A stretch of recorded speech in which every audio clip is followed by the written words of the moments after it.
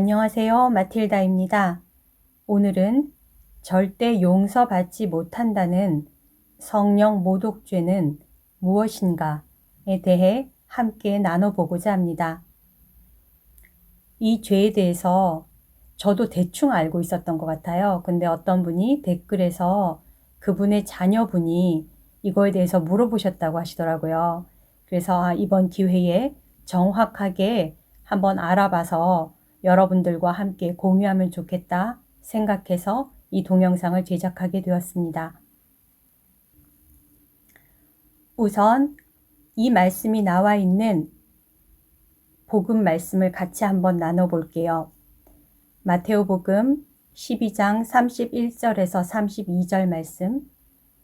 사람들이 어떠한 죄를 짓든 신성을 모독하는 어떠한 말을 하든 다 용서받을 것이다.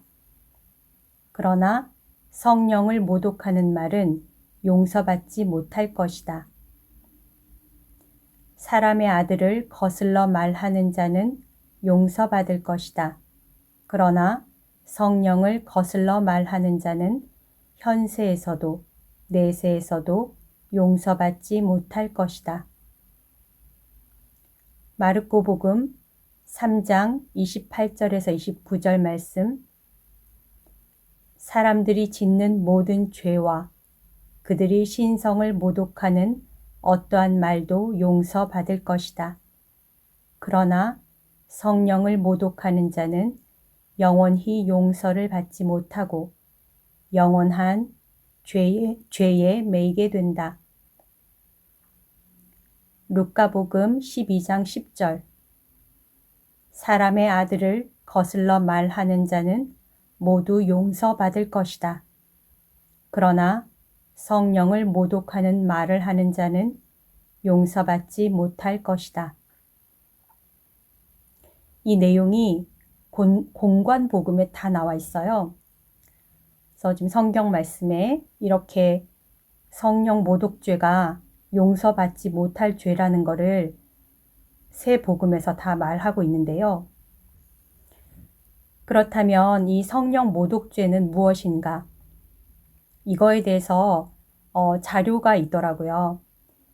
교황 요한 바오로 2세 성하의 회칙 생명을 주시는 주님 46항, 47항, 48항에 내용이 있어서 그걸 발췌해서 들려드리겠습니다. 46항. 성령을 거스른 모독죄란 성령께서 인간 안에서 용서를 베푸시고 양심 안에서 참된 회개를 이루어 주실 때 그 용서를 받아들이지 않고 근본적으로 거절하는 것을 의미합니다.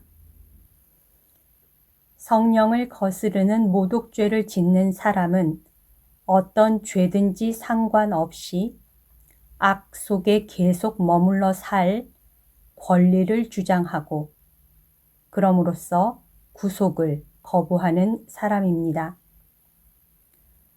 그러니까 그런 사람은 계속 죄에 갇혀 있으면서 회개를 불가능하게 만들고 결과적으로 자기 삶에 중요한 것으로 생각하지도 않는 죄의 용서를 또한 불가능하게 하고 맙니다. 우리는 여기서 영적 파멸의 상황을 봅니다. 성령을 거스른 모독죄는 인간을 그 스스로 유폐되어 있는 감옥으로부터 나오지 못하게 하고 양심을 씻고 죄의 용서를 주는 그 원천에 자신을 개방하지 못하게 하기 때문입니다. 47항. 우리 시대에 와서 이런 정신 및 마음의 상태는 교황 권고, 화해와 참회에서도 많은 지면을 할애해서 취급한 바 있는 죄에 대한 감각의 상실이라는 현상으로 나타나는 것 같습니다. 교황 비오 12세께서도 이미 금세기의 대표적인 죄는 죄에 대한 감각의 상실에 있다고 갈파하신 바 있습니다. 이런 현상은 하느님께 대한 감각의 상실과 한 짝을 이룹니다. 우리는 바오로 사도의 권고가 얼마나 절실한 것인지를 깨닫게 됩니다. 성령을 끄지 마시오. 성령을 슬프게 해드리지 마시오. 그러나 교회는 특히 복음 성서가 성령을 거스른 모독죄라고 부르는 죄가 세상 안에 증가하지 않도록 열심히 기도하고 한 걸음 더 나아가 영혼들 안에서 따라서 여러 형태의 사회나 환경 속에서도 그것이 감소되고 성령의 구원 활동에 필요 불가결한 양심의 개방이 더욱 활발히 이루어지도록 간절히 기도하고 있습니다. 교회는 성령을 거스르는 위험한 죄악이 사라지고 그 대신 파라클리토로서의 그분을 받아들일 수 있는 거룩한 마음가짐이 자리 잡게 되기를, 그렇게 함으로써 죄와 정의와 심판에 관한 세상의 죄책성을 드러내 보이시러 오시는 그분을 받아들일 수 있게 되기를 간구하는 것입니다. 여기까지가 교황 요한 바오로 2세 성하의 회칙, 생명을 주시는 주님 46항, 47항에 나오는 내용 중에서 성령 모독에 관련된 내용을 발췌해서 들려드렸고요. 다른 동영상에서 많이 보셨을 수 있는데 마리아 신마의 연옥 영혼과의 대화 내용을 보면 이 내용이 나와 있는 부분이 있어요. 그래서 제가 다시 한번 더 읽어드리겠습니다. 예수님께서 용서하시지 않으시는 죄가 있습니까? 네, 한 가지 있습니다. 성령을 저주하는 것입니다. 그것은 예수님께서 용서하지 않으십니다. 물론 그것은 그분 앞에서 아니요 라고 말하는 것이며 또한 그분의 빛과 사랑, 자비, 마지막 순간까지 계속되는 용서에 대해 끝까지 아니요 라고 말하는 것입니다. 하느님의 무한한 자비를 통해 사람들은 자신이 원한다면 언제나 그것으로부터 빠져나올 수 있는데 반드시 자신이 원해야 하는 것이지 다른 사람 누구도 그것을 대신해 줄 수 없습니다. 하느님께서는 우리의 자유의지를 조정하지 않으십니다. 연옥 영혼에 의하면 사람은 누구나 마지막 순간에 네 라고 말할 수 있는 기회가 있다고 합니다. 사람이 오랜 질병을 앓다가 죽었든지 한순간 총을 맞고 죽었든지 모든 사람은 하느님 앞에서 네 라고 할 수 있는 2분 내지 3분의 시간이 있답니다. 사람이 아니요 라고 끝까지 고집한다면 그는 영혼을 잃게 되어 영원히 지옥에 있게 되는 것입니다. 그 순간에 사람이 아니요 라고 말한 것을 하느님께서 바꿔놓지 않으시며 네 라고 하는 것을 사탄이 바꿔 놓을 수 없습니다. 이 내용이 나오는 동영상 제목은 지옥과 사탄의 활동인데요. 지금 이 동영상 아래에 링크로 걸어드리겠습니다. 혹시 아직 못 들어보신 분은 들어보셔도 좋을 것 같습니다.